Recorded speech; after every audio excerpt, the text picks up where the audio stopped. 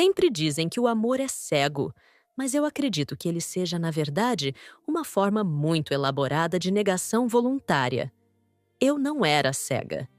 Eu via os sinais, via o desprezo escorrendo pelos cantos da boca do Vitor quando ele achava que eu não estava olhando, ouvia o silêncio pesado que ele arrastava pela casa como se fosse uma corrente enferrujada.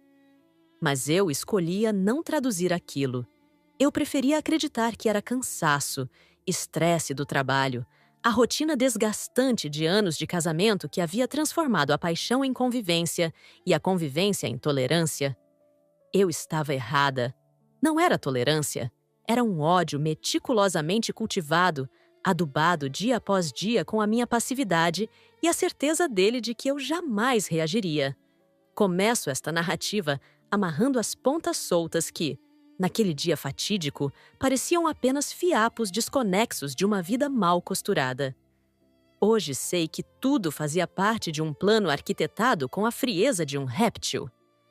A viagem para a casa da minha mãe, Dona Creusa, não foi uma sugestão espontânea para eu descansar, como ele me fez acreditar. Foi uma peça de xadrez movida para limpar o tabuleiro. Ele precisava de espaço, precisava de um álibi e, acima de tudo, precisava que o acidente acontecesse longe dos olhos curiosos da nossa vizinhança, em um lugar onde a infraestrutura precária pudesse levar a culpa. Naquela semana que antecedeu a viagem, Vitor estava estranhamente prestativo, mas de uma maneira que me causava arrepios, embora eu não soubesse explicar o motivo na época. Era como ver um lobo arrumando a mesa para o jantar. Ele insistiu que eu precisava visitar minha mãe. Dizia com aquela voz que tentava simular preocupação, mas soava metálica, que eu estava com uma aparência abatida, que eu envelhecera 10 anos nos últimos 2 e que minha presença na casa o estava sufocando, embora ele tenha fraseado isso dizendo que nós dois precisávamos respirar ares diferentes para não nos matarmos. A ironia dessa frase, hoje, tem o gosto amargo de fel na minha boca. A preparação da mala foi o primeiro grande ato desse teatro macabro. Eu sempre fui meticulosa com minhas coisas. Gostava de dobrar as roupas de um jeito específico, organizar por cores. Mas naquela manhã de terça-feira, Vitor assumiu o controle. Ele entrou no quarto como um furacão de autoridade, afastando-me da cama onde eu separava algumas blusas. Ele disse, com aquele tom de quem fala com uma criança lenta ou um animal de estimação desobediente, que eu não tinha capacidade nem para organizar uma simples viagem. Afirmou que eu demoraria séculos para fechar aquela mala e que ele, sendo prático e eficiente, qualidades que ele adorava esfregar na minha cara que eu não possuía, faria aquilo em 5 minutos. Eu me afastei, sentindo-me pequena, uma sensação que se tornara minha segunda pele ao lado dele. Fiquei encostada no batente da porta, observando-o. Ele dobrava as peças com uma força desnecessária, socando os tecidos dentro da mala rígida. Havia uma tensão nos ombros dele, uma rigidez na mandíbula. Em um momento, ele parou e segurou um frasco de perfume meu. Ele olhou para o objeto com tanto nojo que parecia segurar lixo tóxico. Comentou, sem olhar para mim, que aquele cheiro era enjoativo, que impregnava a casa inteira e que ele esperava que, na volta, eu tivesse a decência de trocar por algo que não ofendesse o olfato de um homem refinado. Eu engoli a ofensa a seco, como fizera milhares de vezes nos últimos anos. Apenas balancei a cabeça. Ele fechou a mala com um estalo alto, virou-se para mim e sorriu. Não foi um sorriso de afeto, foi um esgar, um mostrar de dentes que não chegava aos olhos. Ele disse que estava tudo pronto, que eu não precisava me preocupar com nada, nem mesmo em abrir a mala antes de chegar lá, pois tudo estava perfeitamente acomodado para que nada quebrasse. A ênfase que ele deu ao não abrir antes de chegar foi sutil, mas ficou gravada na minha mente. Ele justificou dizendo que tinha colocado as coisas de um jeito que, se eu mexesse, não conseguiria fechar de novo, dada a minha famosa incompetência espacial. Saímos de casa sob um céu cinzento que parecia refletir meu estado de espírito. No carro, o silêncio era absoluto, quebrado apenas pelo som do motor e pela respiração pesada dele. Eu tentei puxar assunto, tentei perguntar sobre a semana dele, se ele ficaria bem sozinho. Ele cortou minha tentativa com uma frase seca, dizendo que a minha voz tinha o dom de irritá-lo logo pela manhã e que ele preferia dirigir concentrado para não cometer a loucura de jogar o carro contra um poste apenas para me fazer calar. Aquilo doeu. Doeu profundamente. Mas eu olhei pela janela e deixei as lágrimas secarem antes de caírem. Eu havia me tornado especialista em chorar para dentro. Chegamos à estação ferroviária. O trânsito estava caótico, o que só aumentou o mau humor dele. Ele estacionou longe da entrada, obrigando-me a caminhar rápido para acompanhá-lo. Ele puxava a mala de rodinhas com vigor, andando 2 ou 3 passos à minha frente, como se tivesse vergonha de ser visto ao meu lado. Eu, Gabriela, a esposa troféu que perdera o brilho, a mulher que ele exibia no passado e agora escondia como um segredo sujo. A plataforma estava cheia, pessoas indo e vindo, o cheiro de óleo diesel e pastel frito misturados no ar. Ele parou perto da linha tamarela, olhando o relógio impacientemente. Faltavam 15 minutos para o meu trem. Eu tentei segurar a mão dele, um gesto reflexo de despedida. Ele recolheu a mão como se eu estivesse em chamas. Disse entre dentes para eu parar com aquela carência pública ridícula que já tínhamos passado da idade de dar showzinho para estranhos. Ele olhou ao redor, verificando se alguém conhecido nos via, e seus olhos pousaram em mim com uma frieza cortante. Ele comentou que eu deveria aproveitar o tempo com minha mãe para repensar minha utilidade, pois, segundo ele, eu havia me tornado um peso morto, uma âncora que impedia o navio grandioso que era a vida dele de navegar. Foi nesse momento que a idosa apareceu. Ela era uma figura frágil, envolta em camadas de roupas puídas, empurrando um carrinho de feira que continha toda a sua existência. Seus cabelos eram brancos como nuvens sujas e sua pele tinha a textura de pergaminho antigo.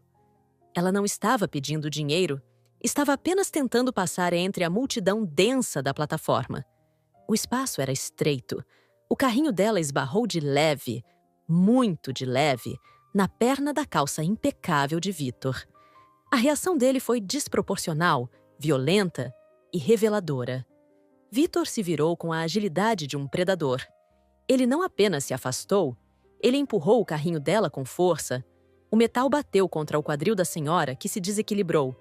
Em seguida, ele a empurrou pelo ombro. "Sai do caminho, velha!" Ele gritou, a voz ecoando e fazendo algumas cabeças se virarem. "Você não vê por onde anda? Olha na imundice que você é. Deveria ser proibido gente da sua laia circular entre cidadãos de bem. Você fede a fracasso." A senhora cambaleou, mas não caiu. Ela segurou o carrinho com as mãos trêmulas. Seus olhos, no entanto, não demonstravam medo. Eram olhos límpidos, de um azul desbotado, que pareciam ver muito além da superfície. Vitor limpou a manga do paletó, onde a mão dela roçara ao tentar se equilibrar, fazendo uma careta de repulsa absoluta. Ele continuou murmurando insultos, dizendo que o mundo seria um lugar melhor se fizessem uma limpeza urbana de verdade e removessem esses estorvos da vista de quem trabalhava e produzia. Eu fiquei paralisada de vergonha. Tentei me aproximar dela para pedir desculpas, mas Vitor segurou meu braço com força, seus dedos cravando na minha carne. Ele sibilou no meu ouvido que se eu me rebaixasse a falar com aquele lixo, ele me deixaria ali mesmo e eu que me virasse para ir a pé. Foi então que a idosa me olhou. Ela ignorou completamente a existência furiosa de Vitor. O olhar dela perfurou o meu. Havia uma lucidez assustadora ali. Ela se endireitou, ajeitou o xale sobre os ombros e falou. A voz dela não era trêmula como a de uma anciã comum. Era firme, baixa e carregada de uma urgência profética. "O quê?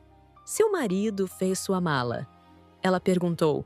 E não foi uma dúvida, foi uma constatação. Melhor revisar. Ele colocou uma surpresa aí. Meu sangue gelou. O tempo pareceu parar por um segundo. Vitor, que estava ocupado verificando se havia alguma sujeira em seu sapato, não ouviu a frase completa, ou, se ouviu, achou que fosse algum delírio senil. Ele bufou e disse que o trem estava chegando e que eu deveria embarcar logo para parar de atrasar a vida dele. "Vamos, Gabriela!" ele ordenou, empurrando a mala na minha direção. "Entra logo nessa lata velha e some da minha vista por uma semana. E vê se não me liga. Eu preciso de paz." Eu peguei a mala. Minhas mãos suavam frio.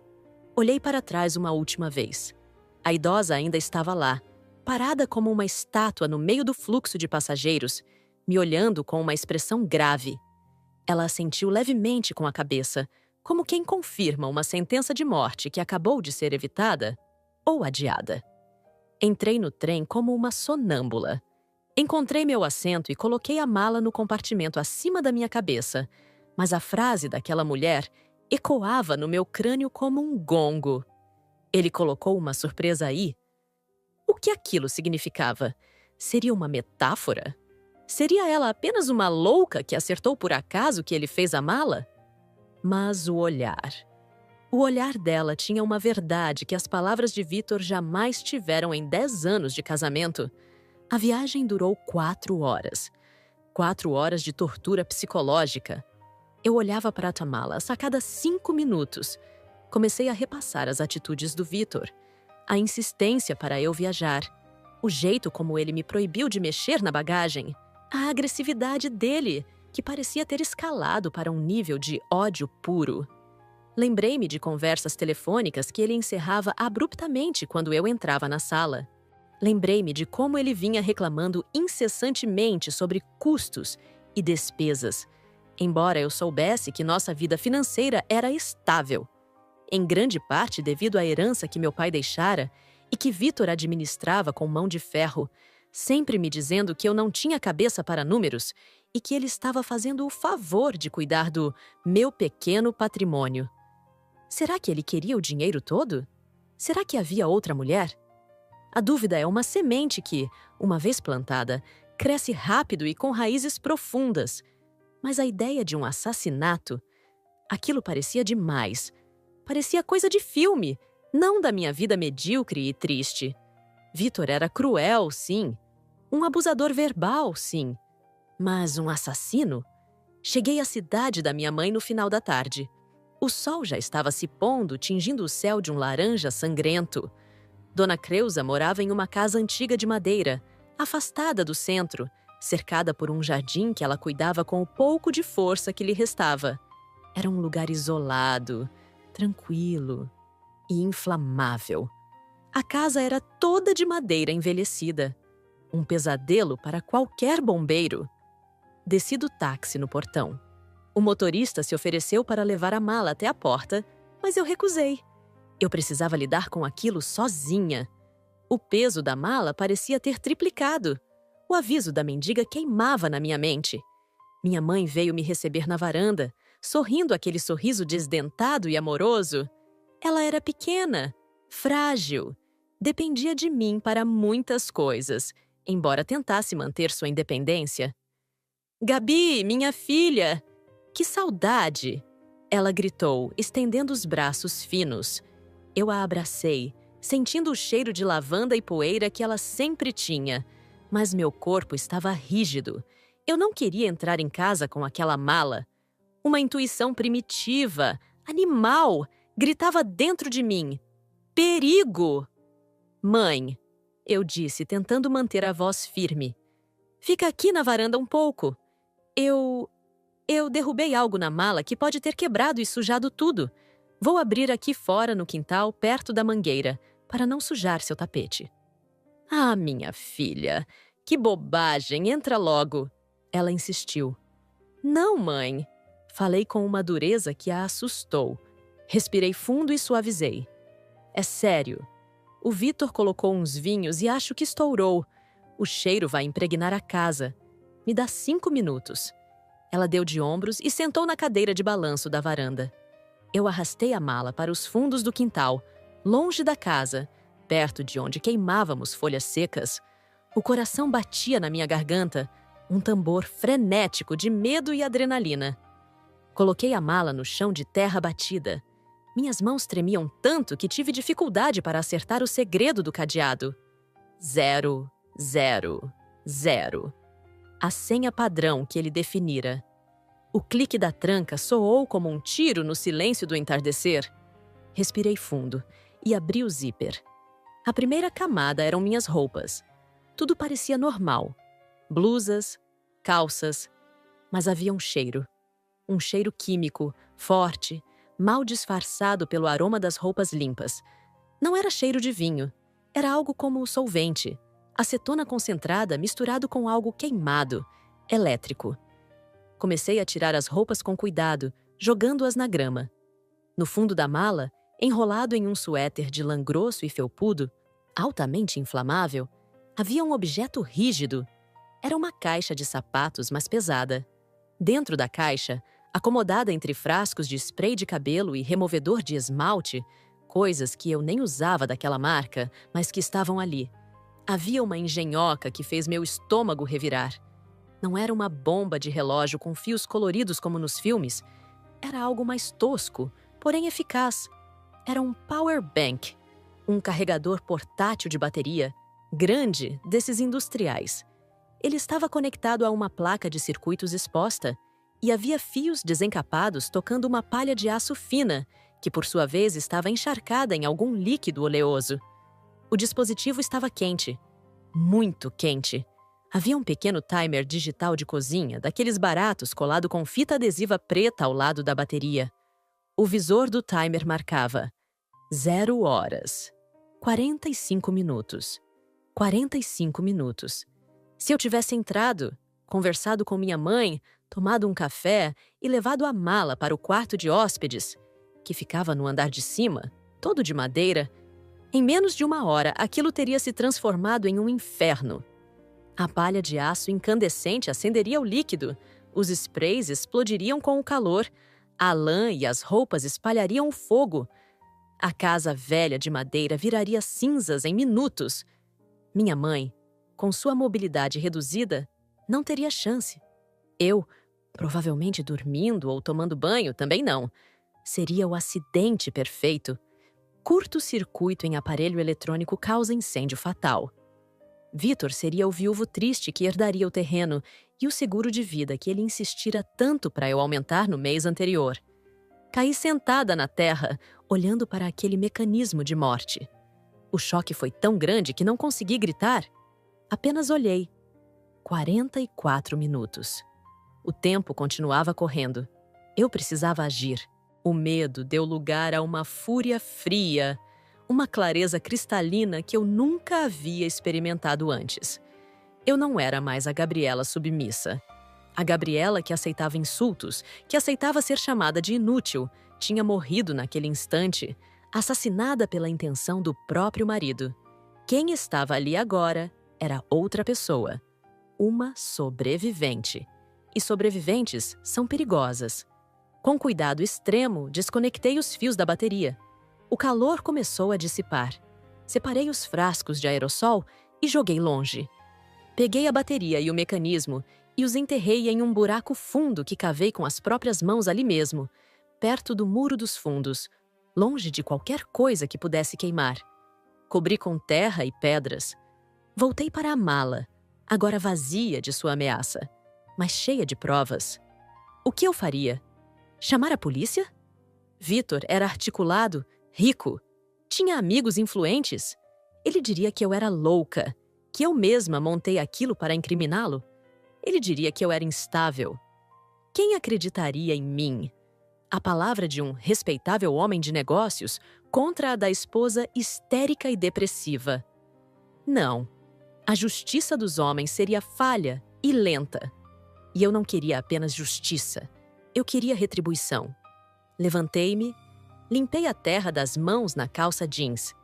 Peguei as roupas espalhadas e as joguei de volta na mala de qualquer jeito. O cheiro de morte ainda estava impregnado no suéter. Caminhei de volta para a varanda. Minha mãe estava cochilando na cadeira. Mãe? Chamei baixinho. Ela acordou assustada. Oi, filha. E a mala? Tudo certo. Só quebrou um vidro de perfume barato. Menti. A mentira fluiu fácil, necessária. Mãe, preciso te pedir uma coisa muito séria. Ela percebeu a gravidade no meu tom e segurou minha mão. O que foi, Gabi? Você está pálida. O Vitor. Ele não pode saber que eu cheguei bem. Na verdade, ele não pode saber nada sobre mim por enquanto. Brigaram de novo. Aquele homem não te merece. É pior do que isso, mãe. Mas eu vou resolver. Só preciso que a senhora confie em mim. Se alguém ligar, se ele ligar. A senhora não atende. Desliga o telefone da parede. Vamos ficar incomunicáveis por uns dias. Dona Creusa me olhou fundo nos olhos, com a sabedoria de quem já viu muita coisa na vida. Ela não perguntou detalhes, apenas assentiu. Eu nunca gostei dele, minha filha. Sempre teve olhos de cobra. Fechamos a casa. Ninguém entra, ninguém sai. Entramos. Tranquei a porta com 2 voltas, fechei as cortinas. A casa ficou na penumbra. Sentei-me no sofá velho, sentindo o coração desacelerar, dando lugar a um ritmo constante e pesado de guerra. Peguei meu celular. Havia uma mensagem dele, enviada 30 minutos depois que o trem partiu. Espero que chegue bem. Aproveite para refletir sobre como ser uma esposa melhor. Não me ligue. Estarei muito ocupado reorganizando minha vida. Eu li aquela mensagem e, pela primeira vez em anos, não senti vontade de chorar. Senti vontade de rir. Uma risada seca, sem humor, reorganizando a vida. Ele achava que estava livre. Ele achava que daqui a pouco receberia a notícia do incêndio. Ele já devia estar ensaiando a cara de choro para o funeral. Eu sabia que ele não estava sozinho. O cheiro de perfume diferente nas camisas dele, os horários estranhos, o desprezo sexual. Havia outra pessoa. Alguém que o ajudou a planejar. Ou, pelo menos, alguém por quem ele estava disposto a me matar para ficar. A surpresa não era apenas obra dele. Havia uma maldade compartilhada ali. Eu olhei para o relógio na parede. O timer imaginário continuava rodando na minha cabeça. Vitor estava esperando a morte da velha Gabi. Pois bem, ele teria o que queria. A velha Gabi estava morta. Mas o que renasceu das cinzas daquela mala não era um fantasma. Era um pesadelo. E eu faria questão de ser o pesadelo mais aterrorizante que ele jamais poderia sonhar. Fui até a cozinha, peguei um copo de água e comecei a traçar meu plano. Eu tinha dinheiro guardado em uma conta que meu pai abrira para mim e que Vitor desconhecia. Uma pequena rebeldia que eu mantivera em segredo, talvez intuindo que um dia precisaria. Eu tinha a inteligência que ele tanto desprezava. E eu tinha a vantagem suprema. Ele achava que eu era estúpida e, em breve, acharia que eu estava morta ou desesperada. Amanhã eu começaria a investigar. Eu descobriria quem era ela. Eu descobriria onde ele escondia o dinheiro que roubava de mim. Eu descobriria cada podre, cada segredo sujo. E eu tiraria tudo dele. Não sobraria nem a roupa do corpo. A chamada da mendiga na estação salvou minha vida. Agora, eu faria uma chamada para o destino dele.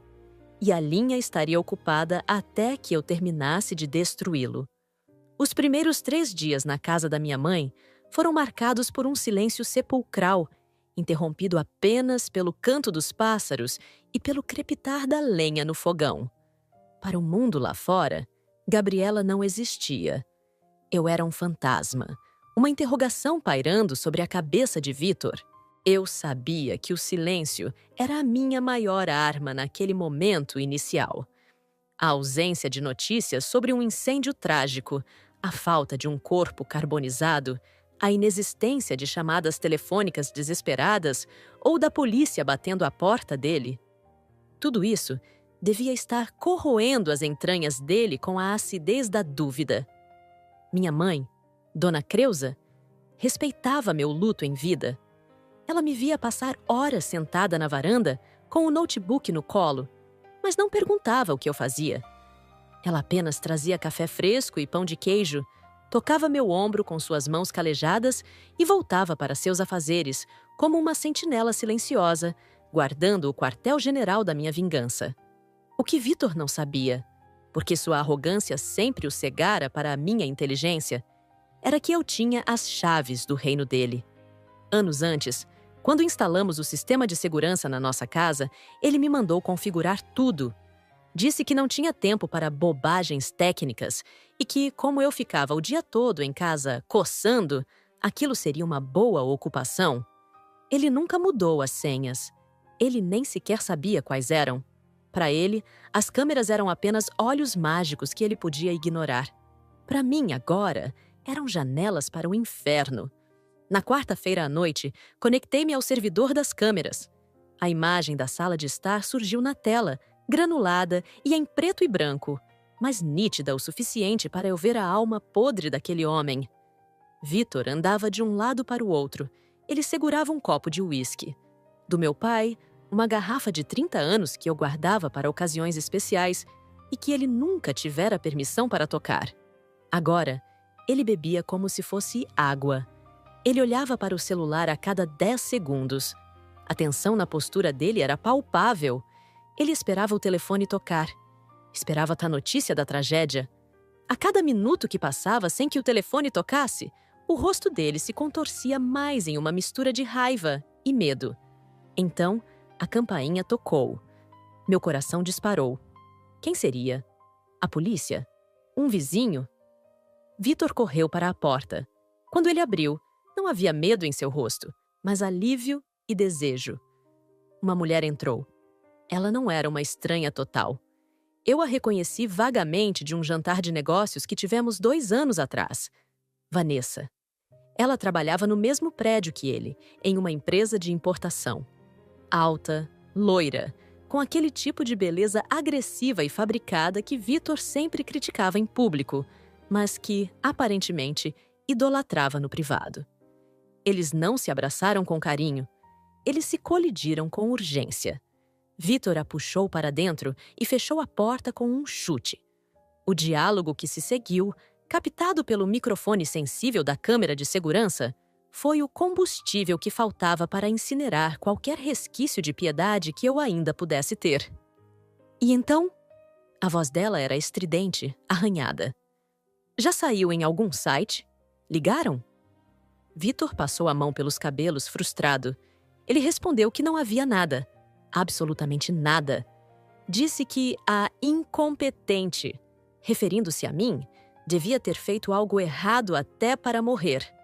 Comentou que eu era tão inútil que provavelmente nem tinha aberto a mala ainda, ou que a bateria tinha falhado. Vanessa riu. Foi uma risada feia, cruel, que ecoou pela minha sala. Ela jogou a bolsa cara, que eu sabia que custava mais do que o salário dela, sobre o meu sofá de linho branco. Ela caminhou pela sala como se fosse a dona do lugar, tocando nos meus objetos, nos meus livros, com um ar de desprezo superior. Ela disse que estava cansada de esperar, que o plano era simples e que Vitor tinha prometido que naquela semana eles estariam livres do peso morto. Ela usou palavras que me feriram como lâminas. Referiu-se a mim como aquela sonsa sem sal, a barata tonta. Disse que não aguentava mais ter que se encontrar com Vitor em motéis baratos ou no carro, enquanto eu, a rainha da mediocridade, desfrutava daquela casa enorme, sem merecer. Vitor serviu uma bebida para ela no meu copo de cristal favorito. Ele concordou com cada ofensa. Ele disse, com uma frieza que me fez tremer mesmo a centenas de quilômetros de distância, que o casamento comigo tinha sido o investimento mais longo e tedioso da vida dele. Ele confessou a ela que, desde o primeiro ano, sentia nojo de me tocar, que precisava pensar em outras mulheres, nela, ultimamente, para conseguir cumprir suas obrigações maritais. Ele afirmou que eu era frígida, desinteressante, uma mulher que tinha parado no tempo e que só servia para manter a fachada de homem de família respeitável que a sociedade exigia. Eu ouvi tudo aquilo. Cada sílaba era um prego no meu caixão emocional, mas, estranhamente, eu não sangrava mais. Eu estava cauterizada pelo ódio. A cena piorou. Eles subiram para o quarto. O meu quarto. Mudei a câmera para a do corredor e para a da suíte.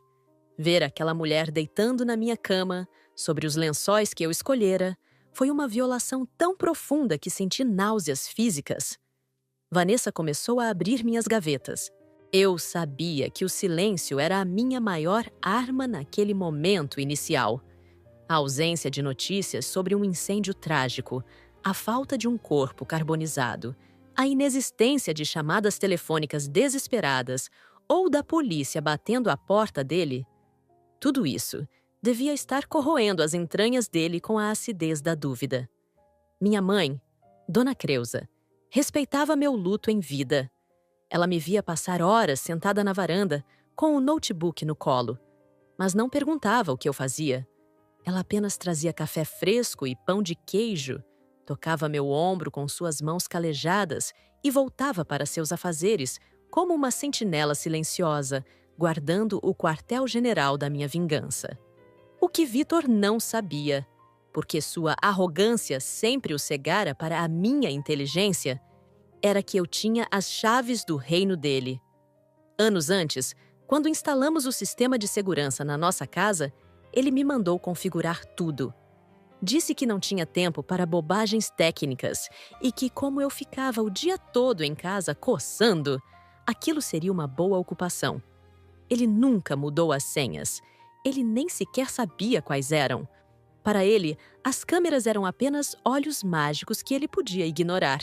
Para mim, agora, eram janelas para o inferno. Na quarta-feira à noite, conectei-me ao servidor das câmeras. A imagem da sala de estar surgiu na tela, granulada e em preto e branco, mas nítida o suficiente para eu ver a alma podre daquele homem. Vitor andava de um lado para o outro. Ele segurava um copo de uísque. Do meu pai, uma garrafa de 30 anos que eu guardava para ocasiões especiais e que ele nunca tivera permissão para tocar. Agora, ele bebia como se fosse água. Ele olhava para o celular a cada 10 segundos. A tensão na postura dele era palpável. Ele esperava o telefone tocar, esperava a notícia da tragédia. A cada minuto que passava sem que o telefone tocasse, o rosto dele se contorcia mais em uma mistura de raiva e medo. Então, a campainha tocou. Meu coração disparou.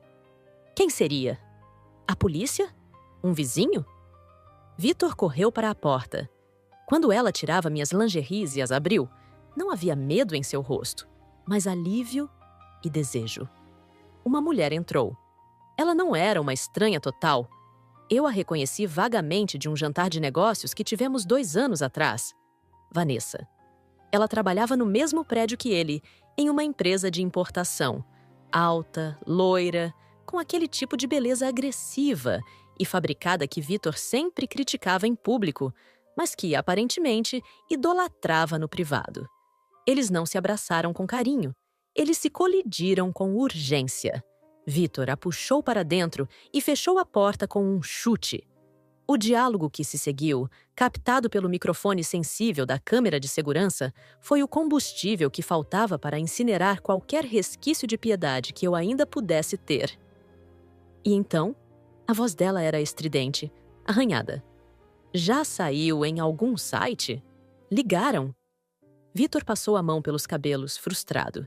Ele respondeu que não havia nada, absolutamente nada. Disse que a incompetente, referindo-se a mim, devia ter feito algo errado até para morrer. Comentou que eu era tão inútil que provavelmente nem tinha aberto a mala ainda, ou que a bateria tinha falhado. Vanessa riu. Foi uma risada feia, cruel, que ecoou pela minha sala. Ela jogou a bolsa cara, que eu sabia que custava mais do que o salário dela, sobre o meu sofá de linho branco. Ela caminhou pela sala como se fosse a dona do lugar, tocando nos meus objetos, nos meus livros, com um ar de desprezo superior. Ela disse que estava cansada de esperar, que o plano era simples e que Vitor tinha prometido que, naquela semana, eles estariam livres do peso morto. Ela usou palavras que me feriram como lâminas. Referiu-se a mim como aquela sonsa sem sal, a barata tonta. Disse que não aguentava mais ter que se encontrar com Vitor em motéis baratos ou no carro, enquanto eu, a rainha da mediocridade, desfrutava daquela casa enorme sem merecer. Vitor serviu uma bebida para ela no meu copo de cristal favorito. Ele concordou com cada ofensa. Ele disse com uma frieza que me fez tremer mesmo a centenas de quilômetros de distância que o casamento comigo tinha sido o investimento mais longo e tedioso da vida dele. Ele confessou a ela que, desde o primeiro ano, sentia nojo de me tocar, que precisava pensar em outras mulheres, nela, ultimamente, para conseguir cumprir suas obrigações maritais. Ele afirmou que eu era frígida, desinteressante, uma mulher que tinha parado no tempo e que só servia para manter a fachada de homem de família respeitável que a sociedade exigia. Eu ouvi tudo aquilo. Cada sílaba era um prego no meu caixão emocional, mas, estranhamente, eu não sangrava mais. Eu estava cauterizada pelo ódio. A cena piorou. Eles subiram para o quarto. O meu quarto. Mudei a câmera para a do corredor e para a da suíte. Ver aquela mulher deitando na minha cama, sobre os lençóis que eu escolhera, foi uma violação tão profunda que senti náuseas físicas. Vanessa começou a abrir minhas gavetas. A senhora quer se tornar a credora do seu próprio marido? Exatamente. Quero que a financeira transfira o crédito para uma empresa que vou abrir agora, em nome da minha mãe. Quero ter o poder de executar a dívida na hora que eu bem entender. E quero fazer isso rápido, pago à vista. O advogado sorriu, um sorriso de quem apreciava uma jogada inteligente. Ele disse que era possível. A financeira, sendo uma instituição de segunda linha que só queria o dinheiro de volta, aceitaria vender o crédito com deságio se o pagamento fosse imediato. Em 48 horas, a dívida de Vitor não pertencia mais a um banco obscuro, pertencia à CR Participações, a empresa de fachada que criei usando o nome de solteira da minha mãe. Eu era dona da minha própria casa, mas, tecnicamente, Vitor agora me devia tudo. E o prazo vencia na segunda-feira. Enquanto a burocracia corria, continuei vigiando. A sexta-feira chegou e o comportamento de Vitor mudou de ansioso para maníaco. Sem notícias da minha morte, ele começou a acreditar que talvez eu tivesse apenas desistido de abrir a mala, ou que a bomba tivesse falhado silenciosamente. Ele tentou me ligar. O telefone da casa da minha mãe estava fora do gancho, como planejado. Ele ligou para o meu celular. Caixa postal. Eu o vi na câmera, andando pela sala, gritando com Vanessa. Aquela desgraçada não atende. Será que ela descobriu? Será que ela foi na polícia? Para de ser medroso, Vitor. Vanessa gritava de volta, lixando as unhas no meu sofá. Se ela tivesse descoberto, a polícia já estava aqui. Ela deve estar lá no mato, sem sinal, chorando as pitangas com a velha. O plano B é simples. Quando ela voltar, a gente dá um jeito. Um acidente na escada, um remédio trocado. Você não pode fraquejar agora. Eu preciso do dinheiro, Vanessa. O agiota me deu até segunda-feira. Se eu não pagar, eles tomam a casa. E se tomarem a casa com ela viva dentro, eu vou preso por fraude. Então resolve. Ela retrucou. Você não é o homem esperto? O macho alfa? Dá um jeito na sua mulherzinha. Ouvir aquilo me deu a certeza de que eu não poderia ter piedade. Eles estavam discutindo o meu assassinato como quem discute a lista de compras. Vanessa era tão culpada quanto ele. Ela instigava, ela cobrava, ela exigia minha morte para financiar seus caprichos. Sábado chegou. Decidi que era hora de aumentar a pressão. Liguei o telefone fixo da casa da minha mãe por 5 minutos, o suficiente para fazer uma única ligação. Mas não liguei para Vitor. Liguei para a portaria do nosso condomínio. Boa tarde, seu João. Falei com minha voz normal, tranquila. Aqui é a Gabriela. Dona Gabriela, tudo bem? O seu Vitor estava preocupado. Perguntou se a senhora tinha ligado. Ah, imagina, seu João. O sinal aqui é horrível. Avise a ele que estou ótima.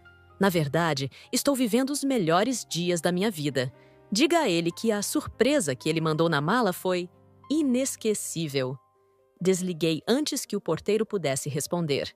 Eu sabia que seu João, sendo o fofoqueiro que era, passaria o recado imediatamente pelo interfone. Voltei para o computador para assistir. Vitor atendeu o interfone. Vi a cor sumir do rosto dele. Ele ficou pálido, cadavérico. Ele desligou o aparelho devagar e olhou para Vanessa, que estava comendo um iogurte, o meu iogurte grego, na cozinha. Ela ligou. Ele sussurrou. Ela falou com o porteiro. E daí? Vanessa perguntou de boca cheia. Ela disse que a surpresa foi inesquecível. Vanessa parou de comer. Os dois se entreolharam. O silêncio na sala era pesado, sufocante. Ela sabe. Vitor disse, a voz trêmula. Ela abriu a mala. Ela viu a bomba. E ela não morreu. Ela está brincando com a gente. Se ela soubesse, teria chamado a polícia. Vanessa insistiu, mas havia medo na voz dela agora. Por que ela mandaria recado? Porque ela é louca. Eu sempre disse que ela era sonsa, mas ela deve ser psicopata. O que a gente faz? A gente? Vanessa recuou. Você faz? O problema é seu. Eu não pus a mão em nada. Ah, não vem com essa. Você comprou a bateria. Você deu a ideia do timer. Estamos juntos nessa até o pescoço. Ah, a lealdade dos bandidos. Tão frágil quanto o cristal barato. Foi delicioso ver os dois começando a se devorar. Eles passaram o resto do sábado discutindo, acusando-se mutuamente, bebendo para acalmar os nervos e traçando planos estúpidos de fuga que nunca funcionariam porque eles não tinham dinheiro. No domingo, tomei a decisão final. Eu voltaria na segunda-feira, mas não voltaria sozinha. E não voltaria para conversar. Preparei minha mãe. Disse a ela que a situação estava resolvida, mas que eu precisaria me ausentar por uns dias para finalizar o processo. Ela, com sua intuição de mãe, apenas me abraçou forte e me deu um terço antigo para colocar no bolso. A justiça de Deus tarda, mas não falha, minha filha. Mas a justiça dos homens às vezes precisa de um empurrãozinho, ela disse. Contratei uma equipe de segurança privada. 4 homens grandes, ex-policiais, que trabalhavam para o escritório do Dr. Azevedo em casos de reintegração de posse hostil. Eles me encontrariam na entrada da cidade. Também contratei um chaveiro e um caminhão de mudanças. Eu não ia apenas expulsá-los, eu ia limpar a casa. Na segunda-feira de manhã, acordei cedo. Vesti a melhor roupa que tinha levado na mala. Um conjunto de alfaiataria preto que Vitor dizia que me deixava com cara de viúva. Hoje, a viúva seria de um casamento morto. Soltei o cabelo, passei um batom vermelho sangue que eu nunca usava porque ele dizia ser vulgar. Olhei-me no espelho. A Gabriela, assustada, que baixava-te a cabeça e pedia desculpas por existir, tinha ficado para trás. A mulher no espelho tinha olhos frios e determinados. Peguei o trem de volta. A viagem de 4 horas pareceu durar 10 minutos. Minha mente estava focada, afiada. Eu repassava cada detalhe do que diria, de como agiria. Cheguei à estação, a mesma plataforma onde tudo começara. Procurei pela idosa, a minha salvadora anônima, mas ela não estava lá.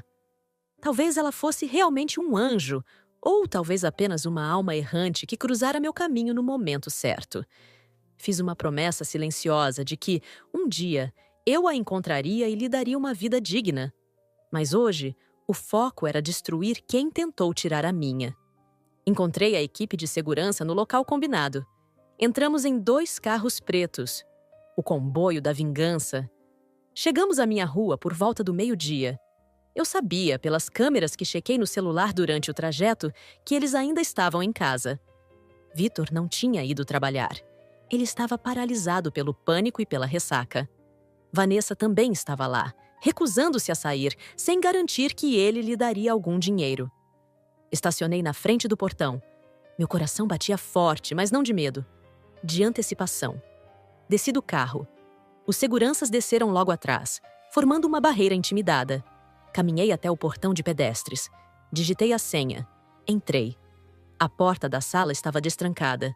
Vitor nunca trancava quando estava em casa, seguro em sua bolha de impunidade. Abri a porta e entrei. O cheiro de cigarro e álcool velho impregnava o ambiente. A sala estava uma bagunça. Roupas jogadas, garrafas vazias, restos de comida. Vitor estava jogado no sofá, com a cabeça entre as mãos. Vanessa estava em pé, perto da janela, fumando. Quando me viram, o tempo parou. Vitor levantou-se num salto, os olhos arregalados como se visse uma assombração. Ele estava pálido, com olheiras profundas, a barba por fazer. Parecia ter envelhecido 10 anos em uma semana. "Gabi?" Ele gaguejou. A voz saiu falha, um sussurro de incredulidade. Vanessa deixou o cigarro cair no tapete. Ela me olhou de cima a baixo, tentando recuperar a postura arrogante, mas o medo era visível em seus olhos. "Olá, Vitor." "Olá, Vanessa," eu disse. Minha voz era calma, aveludada, perigosamente tranquila. "Espero que tenham aproveitado a estadia, porque o check-out é agora." Você está viva!" Vitor disse, dando um passo em minha direção, as mãos trêmulas estendidas, tentando encontrar um papel para interpretar. O marido aliviado? O marido confuso? "Amor, eu estava tão preocupado. Você sumiu." O porteiro disse uma coisa estranha. "Eu achei que você tinha enlouquecido." Eu ri. Uma risada alta e genuína. "Poupe-me do teatro, Vitor. A cortina já fechou. Eu sei de tudo. Eu vi tudo. E eu gravei tudo." Ele parou confuso. "Viu o quê? Do que você está falando?" "Das câmeras, seu idiota." Apontei para o sensor discreto no canto do teto. "Eu assisti a cada minuto do seu showzinho com essa vagabunda na minha casa. Eu ouvi vocês planejando minha morte. Eu vi a bomba na mala. Eu sei da hipoteca. Eu sei da falsificação." A cor, que já era pouca, desapareceu completamente do rosto dele. Ele recuou, batendo as pernas na mesa de centro. "Gabi, espera, eu posso explicar. Não é o que parece." "Foi ela!" Ele apontou para Vanessa. "Ela me obrigou!" Ela fez a cabeça. "Seu covarde nojento!" Vanessa gritou, avançando nele. "Você disse que ela era um lixo. Você disse que queria matá-la. Não joga a culpa em mim." "Silêncio!" Gritei. A autoridade na minha voz fez os dois calarem a boca imediatamente. "Não me interessa quem deu a ideia. O que me interessa é que vocês tentaram me matar e roubar o que é meu. Mas cometeram um erro fatal. Me subestimaram." Dei um passo à frente. "Vitor, você tem uma dívida de R$250 mil vencendo hoje, garantida por esta casa. Correto?" Ele assentiu, suando frio. "Como você sabe?" "Eu sei porque eu comprei a sua dívida. A empresa que detém a hipoteca agora é minha. E eu estou executando a garantia. Agora." Ele abriu a boca, mas nenhum som saiu. O choque era grande demais. "O quê?" Vanessa perguntou incrédula. "Isso significa, querida." Virei-me para ela. "Que esta casa é minha. Não mais nossa, Vitor, minha. E como vocês estão invadindo propriedade privada, e eu tenho provas de que vocês representam risco à minha integridade física." Fiz um sinal com a mão. Os 4 seguranças entraram na sala. Homens enormes, de terno preto e cara de poucos amigos. "Coloquem o lixo para fora", ordenei. "Você não pode fazer isso", Vitor gritou, tentando recuperar alguma dignidade. "Eu sou seu marido. Temos direitos, comunhão de bens." "Tivemos", corrigi. "Até você tentar me explodir. E sobre os bens? Bom, você gastou a sua parte e a minha. E a casa é herança, lembra? Com cláusula de incomunicabilidade que meu pai fez questão de colocar. Você nunca leu o contrato direito, não é? Só assinou onde eu apontei anos atrás. Você não tem nada, Vitor. Absolutamente nada." Os seguranças avançaram. 2 pegaram Vitor pelos braços. Ele tentou se debater, gritando que ia chamar a polícia. "Chame!" Eu o desafiei. "Por favor, chame. Tenho a mala com a bomba guardada e os vídeos de vocês confessando. Quer mesmo envolver a polícia agora? Ou prefere sair andando e tentar a sorte na rua?" Ele parou de lutar. O peso da realidade caiu sobre ele. Se a polícia viesse, ele sairia dali algemado por tentativa de homicídio. Se ele saísse quieto, teria pelo menos a liberdade miserável de um indigente. Vanessa tentou pegar a bolsa no sofá. "Deixa a bolsa", eu disse. "É minha", ela gritou. "Foi comprada com o dinheiro que o Vitor roubou da minha conta. É minha. Sai apenas com a roupa do corpo. E considere-se com sorte de eu não mandar arrancarem esse vestido também, já que provavelmente foi pago com meu dinheiro." Um dos seguranças segurou o braço de Vanessa e a arrastou para a porta. Ela gritava palavrões, chamando-me de louca, de bruxa. Vitor foi arrastado logo atrás, chorando, implorando, dizendo que me amava, que podíamos conversar. "Gabi, por favor, não faz isso! Eu não tenho para onde ir." Acompanhei-os até a calçada. O sol do meio-dia brilhava forte, expondo a vergonha deles para a vizinhança. Alguns vizinhos já estavam nas janelas, observando a cena. Os seguranças os jogaram na calçada de cimento quente. Vitor caiu de joelhos, rasgando a calça do terno caro. Vanessa tropeçou e quebrou o salto, caindo sentada. Fiquei no portão, olhando para baixo. Para eles. "Vocês queriam tanto que eu saísse do caminho, não é?" Eu disse, lembrando as palavras dele para a mendiga. "Pois bem, o caminho é todo de vocês agora. A rua é de vocês." "Gabi." Vitor soluçou, estendendo a mão. "Me perdoa." "O perdão é divino, Vitor. E eu não sou Deus. Eu sou apenas a mulher que sobreviveu a você." Fechei o portão na cara deles. Ouvi o clique da tranca eletrônica. Virei-me para a minha casa. Estava suja, contaminada pela presença deles. Mas era minha. Respirei fundo. O ar parecia mais leve. Mas eu ainda não tinha terminado. Aquilo foi apenas a expulsão. Agora viria a destruição total. Eles achavam que estar na rua era o fundo do poço? Eles não tinham ideia. Eu ainda tinha as provas dos crimes. Eu ainda tinha a influência social.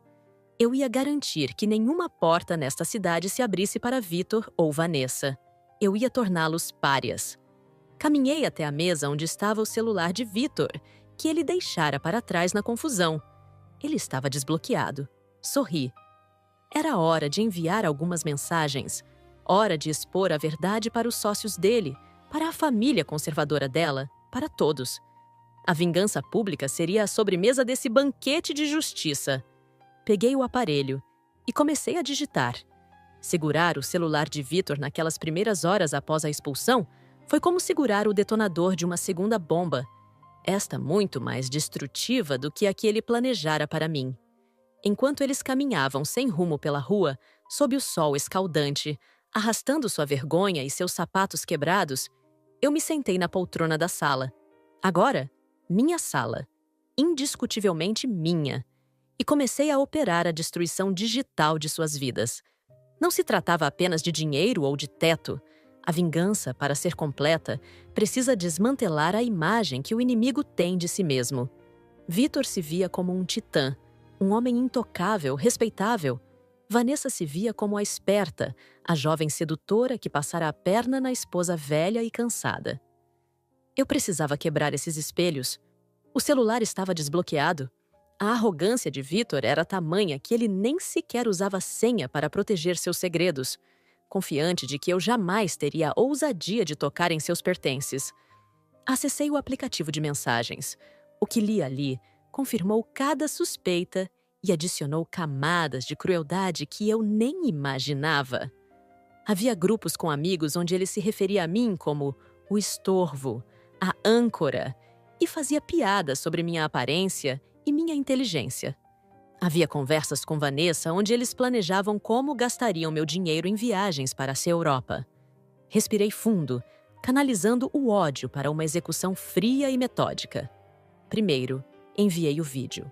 Aquele vídeo da câmera de segurança, onde eles discutiam abertamente o fracasso do atentado contra a minha vida e a necessidade de um plano B para me matar. Enviei para o grupo da família de Vanessa. Eu sabia, pelas conversas anteriores, que os pais dela eram conservadores, rigorosos, Pessoas que prezavam a imagem acima de tudo e que sustentavam parte dos caprichos dela.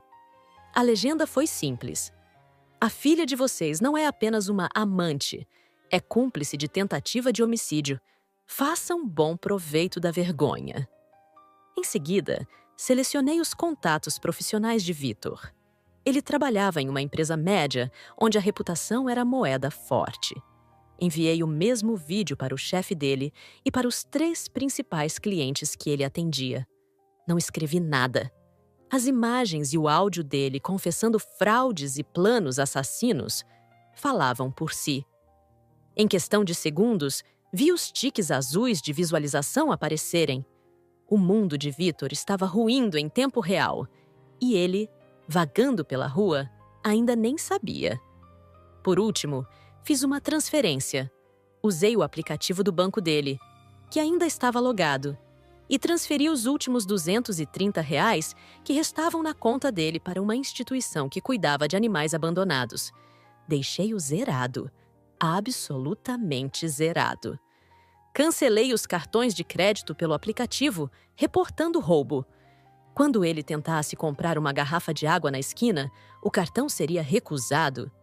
Larguei o celular na mesa como quem descarta uma casca de fruta podre. A primeira etapa estava concluída.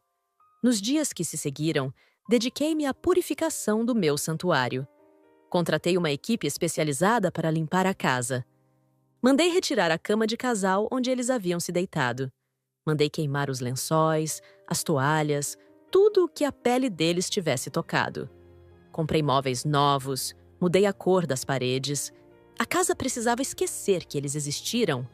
Enquanto a casa se transformava, as notícias sobre a queda dos meus algozes chegavam a mim como música. Em uma cidade não muito grande, as fofocas correm mais rápido que o vento.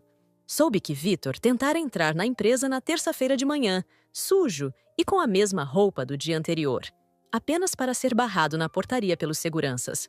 Seus pertences pessoais foram entregues em uma caixa de papelão na calçada. Ele foi demitido por justa causa e a empresa ameaçava processá-lo por conduta imoral e danos à imagem corporativa. Vanessa teve um destino similar, porém mais solitário.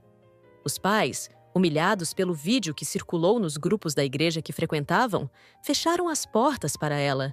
Disseram que só a aceitariam de volta se ela passasse por um processo de reabilitação espiritual em algum convento distante, longe dos olhos da sociedade. Orgulhosa e estúpida, ela recusou. Foi vista tentando vender suas bolsas de grife em brechós do centro, mas descobriu, da pior maneira, que a maioria delas eram falsificações baratas que Vitor lhe dera, dizendo serem originais. A humilhação de descobrir que seu grande amor rico a enganava até nos presentes foi um golpe que, soube depois, a fez ter um ataque de histeria no meio da loja. 2 semanas se passaram. Eu já estava instalada na minha nova rotina. Tinha retomado o controle das minhas finanças, agora blindadas. A empresa CR Participações, que eu criara, mantinha a dívida de Vitor ativa. Eu não a executara judicialmente ainda. Eu preferia mantê-la como uma espada sobre a cabeça dele. Enquanto ele me devesse, ele era meu. Foi numa noite chuvosa de terça-feira que o passado bateu à minha porta. Eu estava lendo um livro na sala com uma taça de vinho. Um vinho que eu escolhera, comprado com meu dinheiro, quando o interfone tocou. O porteiro, seu João, parecia hesitante. Dona Gabriela, desculpe incomodar, mas tem um homem aqui. Ele diz que é o seu Vitor. Como ele está, seu João? Perguntei, girando o vinho na taça. Olha, dona Gabi, tá irreconhecível. Parece um mendigo. Tá molhado, sujo. Disse que precisa falar com a senhora, que é caso de vida ou morte. Mando sair? Pensei por um instante. Mandar sair seria fácil, mas eu queria ver. Eu precisava ver. A justiça abstrata é boa, mas a justiça visual é deliciosa. Deixe-o entrar, seu João, mas apenas até o portão da garagem. Eu vou lá fora. Vesti um casaco elegante, calcei minhas botas de couro e peguei um guarda-chuva grande e preto. Caminhei até o portão com a postura de uma rainha, indo inspecionar seus súditos rebeldes. Vitor estava lá. E a visão era patética. O homem que zombara da idosa na estação, que a chamara de lixo e imundície, agora era o espelho dela. Mas pior, porque a idosa tinha dignidade no olhar. Vitor só tinha desespero. Ele estava magro, com a barba crescida e falhada, os cabelos oleosos colados na testa pela chuva. Suas roupas eram trapos e ele tremia de frio e talvez de abstinência. Quando me viu, ele se jogou contra as grades do portão. "Gabi! Gabi, pelo amor de Deus!" Ele gritou, a voz rouca. "Me ajuda! Eu não como há 2 dias! Eu estou dormindo na rodoviária. Eles roubaram meu sapato enquanto eu dormia."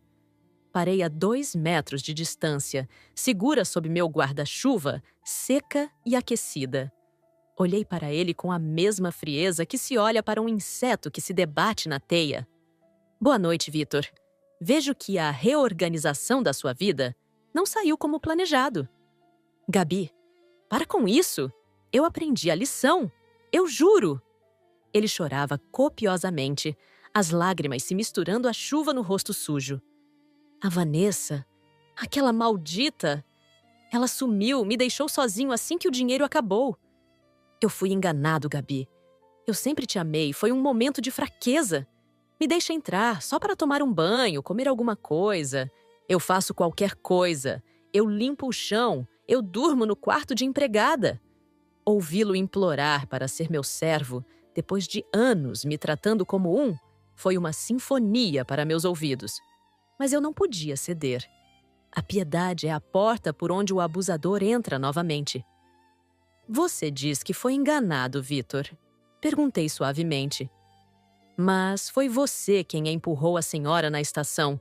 Foi você quem fez a minha mala. Foi você quem conectou os fios na bateria. Não houve engano. Houve escolha. Você escolheu me matar. O destino apenas devolveu a gentileza." Eu estava desesperado. Ele soluçou. Eu estava endividado. E agora está mais endividado ainda. Lembrei a ele. "Você sabe quem é o dono da sua dívida de 250 mil, Vitor? Sabe quem comprou o crédito podre do agiota?" Ele parou de chorar por um segundo, os olhos arregalados de pavor. "Não, não pode ser. Sou eu", sorri. "Eu sou a dona da sua falência. Eu tenho o poder de te mandar para acender a cadeia por fraude e estelionato a qualquer momento. Tenho as provas, tenho a confissão gravada, tenho a dívida. A única razão pela qual você não está preso agora é porque eu acho que a liberdade da sarjeta é um castigo mais pedagógico para alguém com o seu ego." Ele escorregou pelas grades até ficar de joelhos no chão molhado, as mãos unidas em súplica. "Gabi, eu não tenho nada. Eu sou um lixo." "Sim, você é." Concordei, sem alterar o tom de voz. "Lembra o que você disse para aquela senhora na estação? Sai do caminho, velha. Você fede a fracasso." O cheiro que sinto agora, vindo de você, é exatamente o mesmo. O cheiro do fracasso absoluto. "Me dá um prato de comida, por favor," ele sussurrou, derrotado. Olhei para ele. A fome era real. A miséria era real.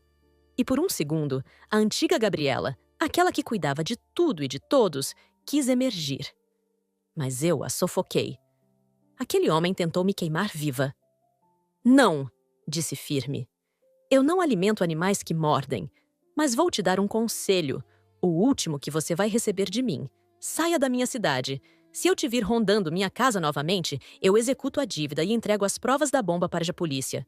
Você vai apodrecer na cadeia. E lá, Vitor, os homens não são tão gentis quanto eu." Dei as costas a ele. "Gabi, não me deixa aqui!" Ele gritou um grito primal de pavor. Continuei andando. Não olhei para trás. Entrei na minha casa quente, fechei a porta e tranquei. Ouvi os gritos dele diminuírem até virarem um choro baixo e depois, silêncio. O segurança do condomínio, instruído por mim, o removeu dali minutos depois. Nunca mais vi Vitor pessoalmente. Soube, meses depois, que ele vagava por cidades do interior, vivendo de pequenos golpes que invariavelmente davam errado, envelhecendo precocemente, consumido pelo álcool e pelo remorso de ter perdido a galinha dos ovos de ouro. Quanto a Vanessa, o destino foi ironicamente cruel. Sem família e sem o amante rico, ela tentou seduzir outro homem, um empresário mais velho da região. Mas a minha vingança tinha sido completa. A reputação dela estava tão destruída pelos vídeos que enviei que nenhum homem com um mínimo de status queria ser visto com ela. Ela acabou trabalhando como atendente em uma loja de conveniência de posto de gasolina na beira da estrada, servindo café e ouvindo piadas de caminhoneiros. Soube que ela teve que vender todas as roupas e joias para pagar o aluguel de um quarto mofado nos fundos de uma oficina. A beleza dela, que era seu único capital, murchou rapidamente sob o peso da amargura e da vida dura. E eu? Eu floresci. A experiência de quase morte na estação de trem não apenas me salvou, mas me despertou. Usei parte da herança, agora segura, para investir em mim mesma. Viajei para os lugares que Vitor dizia serem perda de tempo. Fiz cursos, aprendi novas línguas, renovei meu guarda-roupa não para agradar a um homem, mas para agradar ao meu reflexo no espelho. Mas havia uma ponta solta, uma dívida de gratidão que eu precisava pagar. 6 meses depois do incidente, voltei àquela estação de trem. Fui no mesmo horário. Fiquei na mesma plataforma. Procurei entre a multidão, ignorando os olhares apressados dos passageiros. E então, eu a vi. A idosa estava sentada em um banco de madeira, com seu carrinho de feira ao lado. Ela parecia a mesma, imutável, como uma guardiã do tempo. Aproximei-me devagar. Ela levantou os olhos azuis desbotados e, para minha surpresa, sorriu. Um sorriso que iluminou as rugas profundas de seu rosto. "Você voltou", ela disse. A voz não era de surpresa, mas de constatação. "A senhora salvou a minha vida", falei, sentindo um nó na garganta. "A senhora viu o que ninguém viu?" "Eu vejo a alma das pessoas, minha filha." A do seu marido era preta como piche. A sua estava apagada, mas eu vi que ainda tinha uma brasa lá no fundo. Só precisava de um sopro. Sentei-me ao lado dela. "Eu trouxe algo para a senhora." Tirei um envelope da bolsa. Dentro, havia a chave de uma casa pequena, mas confortável, que eu comprara na semana anterior, em nome dela. Não era caridade de uma ONG, era pagamento de uma dívida de vida. "É uma casa. É sua. Com escritura e tudo pago. E uma conta no mercado da esquina para a senhora nunca mais ter que pedir nada a ninguém." Ela olhou para a chave, depois para mim. "Não preciso de muito, menina." "Eu sei. Mas a senhora merece dignidade. A mesma dignidade que meu ex-marido tentou tirar de nós duas naquele dia. Por favor, aceite. É minha forma de dizer que o bem venceu." Ela segurou minha mão. A pele dela era seca, mas o toque era quente. "O bem não vence sozinho, Gabriela. O bem vence quando a gente tem coragem de lutar contra o mal sem se tornar igual a ele. Você venceu. Você não virou ele." Aquelas palavras selaram minha cura. Eu havia me vingado, sim. Havia destruído a vida deles. Sim. Mas eu fiz isso usando a verdade e a justiça, não a traição e a violência. Eu os deixei colher o que plantaram, enquanto eu plantava um novo jardim para mim. Acompanhei a senhora. Descobri que seu nome era Dona Luzia, até sua nova casa. Ver ela abrir a porta e entrar em um lugar seguro, onde ninguém a empurraria ou xingaria, foi a maior vitória de todas. Muito maior do que ver Vitor rastejando na chuva. Hoje, enquanto escrevo esta história sentada na varanda da casa da minha mãe, ouvindo os pássaros e sentindo o cheiro de bolo de milho saindo do forno, sinto uma paz que eu não sabia ser possível. Não sou mais a esposa troféu, nem a vítima, nem a vingadora. Sou apenas Gabriela, inteira, viva e dona do meu próprio destino. Vitor e Vanessa são apenas sombras no retrovisor, diminuindo a cada quilômetro que avanço. Eles ficaram presos na própria maldade, encarcerados na miséria que criaram. E eu?